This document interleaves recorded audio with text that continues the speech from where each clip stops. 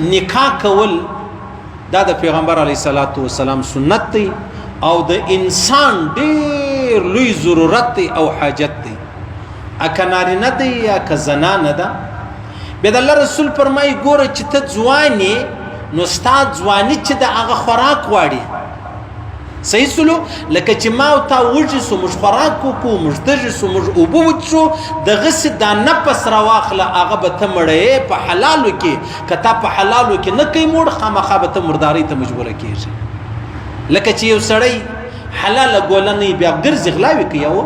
د خلکو پر کورو ټاکې وي بیا مردار شیان خوري نو د الله رسول فرمایي حلال شی وخوره د مردارو به راوګرځي حلال وڅښه د حرامو به راوګرځي او حلاله نکاح پیدا که د حرامو د بدکارۍ به راوګرځي ګوره ما درته ویل پرون د الله رسول فرمایي زه ولاړم معراج ته په معراج کې یو ځای مردارې غوښې وي ډېر رش ورباندې بل ځای حلالې غوښې وي رش نه ورباندې څه لږ کسان ورو ما د جبرائیل امین علیه السلام څخه پوښتنه وکړه چې دا رش ولې دی او دلته دا نورې غوښې پرتې دي رش ولې نشته ویلې ول یا رسول الله دا ستا امت دی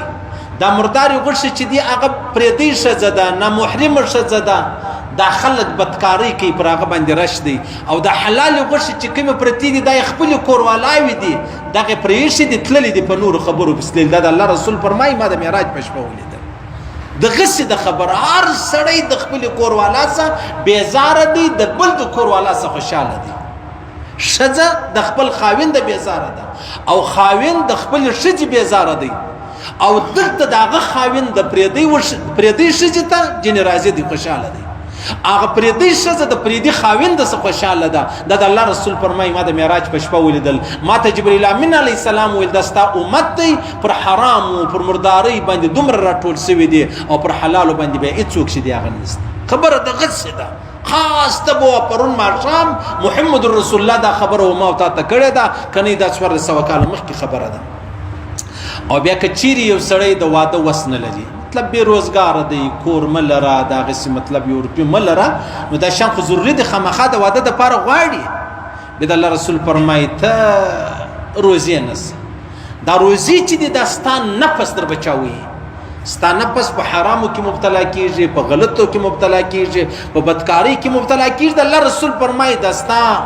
روزې چې ته ونیسې نو بیا به ته په بدکارۍ کې نه مبتلا کېږي اوس که یو سړی ووایي چې یاره ما داسې 15 روزې ونیولې 10 روزې ونیولې 20 روزې ونیولې زه په فرق نه سم پوه دا معلومه خبره ده چې موږ ډاکټر لره ورسو موږ ته دوا راکړي یوه نسخه بله 3 ساعتې راکوي چې تر څو ما او تا ځینې جوړېږو چې جوړ سلو بیا موږ ته وایي بس اوس دغه نسخه چې د هغه بنده کړه دلته هم په 1 روزه او په 5 روزو په 10 روزو یې سر نه سر ورځي ځکه موږ هغه خوراکونه کوو چې هغه خوراک بیا په 2 په 3 روزو نه راګرځي د غنمو ډوډۍ ډیر قوت لري شوګر والا نه دي شوګر والا د پاره تر ټولو زیات شوګر چې دی هغه د غنمو په ډوډۍ کې دی تر ټولو زیات شوګر او بیا چې مطلب کم دی هغه د تنور په ډوډۍ کې دی ځکه د تنور چې کم وړه دی د هغه سي بوسه ایستلې ده د هغه سي هغه کډ ایستلې دی پلانې شان ډیر جن ایستلې دي صحیح سو زور خطلې دي د غنمو وچ کلکه ډوډۍ چې کم ده عزیزانو دا ډیر زیات شوګر لري او د غمره طاقت هم لري نو چې سړی هغه خمیرې خوري بیا نو په 2 په 3 روزو د نفس چې دی هغه کنټرولېږي قطعا نه کنټرولېږي نو د الله رسول فرمایي روزې ونیسه بیا یې ونیسه چې ستا نفس چې دی هغه کنټرول شي که نه پر موږ دې باندې روزې میاشته راشي موږ 10 سورې روزه ونیسو هېڅ کله و ما تا ته دا شی نه دی پېښ شوی چې یاره اوس باید چې ما واده نه درلودی باید چې ما واده نه وی کړی دا تور هېڅ چاته نه وي ځکه زموږ خوراکونه چې دی هغه بسیاره په پسې دي نو ما او تا ته روزه چې د هغه 15 په 10 باندې نه بسته 6 میاشتې بسته کال به روزې نه شي بیا به د انسان عزت چې دی هغه بچاویږي والنکاح څلرم شی چې دی هغه نکاح ده د ټولو انبیاو سنت دی هېڅ یو نبي داسې نه دی راغلی ما سوا د یحیی علیه السلام چې هغه واده نه درلوده نو ټول انبیاو عیسی علیه السلام خو نو تقریبا ځوانو چې د اسمانو ته ولاړی چې راشي واپس بیا به د واده کوي بیا به د بچان پیدا کیږي بیا به د هغه بعد مطلب قیامت مسلې چې کومې دي خو انبیا بغیر د واده نه وو نکاح چې د هغه سنت ده نکاح د انسان عزت دی عزت هن لباس لكم. صحیح سلو یعنی مطلب خبره دا ده چې الله رب العزت دغه کوروالا د انسان د پاره پاجامه بل زه پاجامه تورې درته وایم لباس دی لباس ما ته په کپړو څنګه عزت من یو سړی به تانه یل د پر دارو رواني بغیر د کپړو خو له ونی.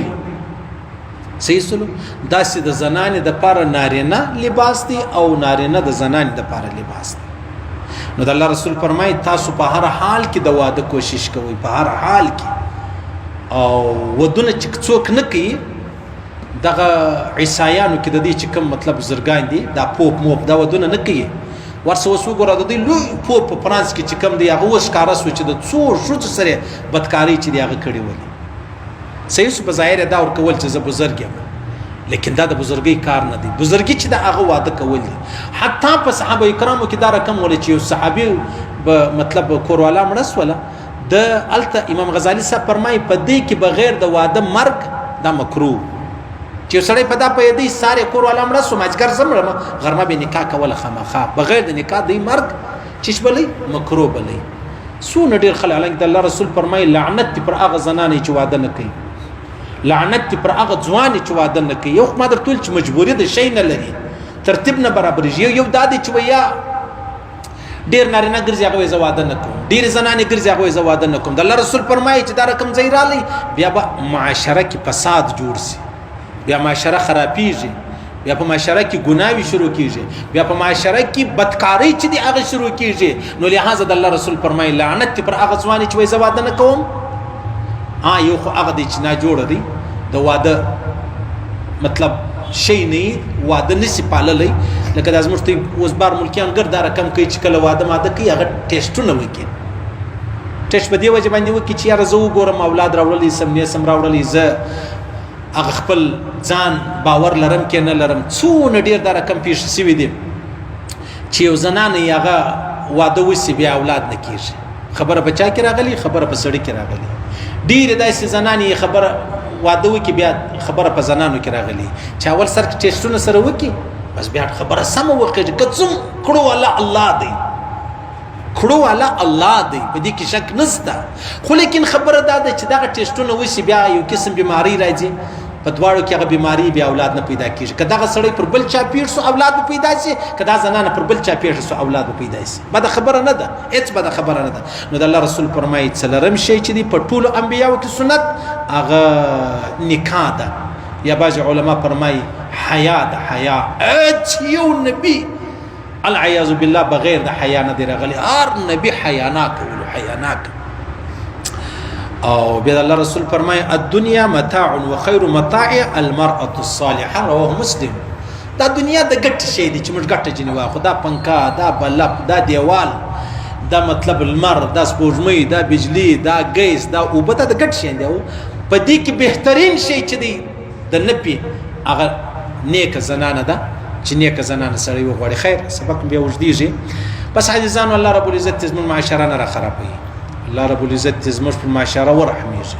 الله رب العزت زموږ د معاشرې څخه بدکاری، بیلاری،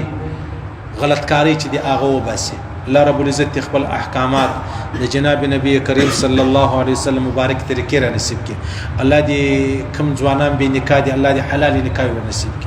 کوم خوندې لونې زموږ به نکاح دي هغه ته دې الله حلال شایسته نکاح ور نصیب کړي. او چې کوم چا نکاح کړي ودونه کړي دي اولاد نست الله دې هغه ته اولاد ورکړي. که اولاد ست الله رب العزت ور پالي، که پالل ست نو الله دې ورسالي کړي. الله دې ټول خبرې برابر کړي. خیر الله دې ویل اوریدل قبول منظور وګرځي. الله دې خپل احکامات د جناب نبی کریم صلی الله علیه وسلم مبارک طریقې را نصیب کړي. موږ بچان قریبان عزیزان ټول عالم انسانیت نه دی دعوت تبلیغ مقصد دا دی. ټول عالم انسانیت پر دغه تور باندې راشي چې په ژوند کې مو وایي چې لا اله الا الله او چې مریم دا وایي لا اله الا الله محمد